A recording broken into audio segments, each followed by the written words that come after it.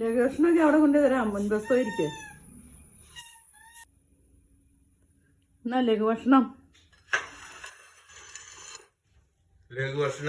പഴവും വെള്ളവും ഉണ്ട്. പഴവും വെള്ളം ഉള്ളൂ. വേറെ എന്താ വേണ്ടെന്ന് വെച്ചാ അടുക്കളയിൽ ചെന്ന് എടുത്തോണ്ടിരാ. അതെടുത്തുകൊണ്ടാ. ലഘുഭക്ഷണം അല്ലാത്ത സാധനം മീൻ വറുത്തതുണ്ട്, മുട്ടയുണ്ട്, കട്ടൻ ചായ ഉണ്ട്. ലഘുഭക്ഷണം നീ ഉദ്ദേശിച്ചത് പഴവും പച്ചവെള്ള? അതാണ് ലഘുഭക്ഷണം. പോരാത്തതാണ് മീൻ വറുത്തതും മുട്ടയും കട്ടൻ ചായയും.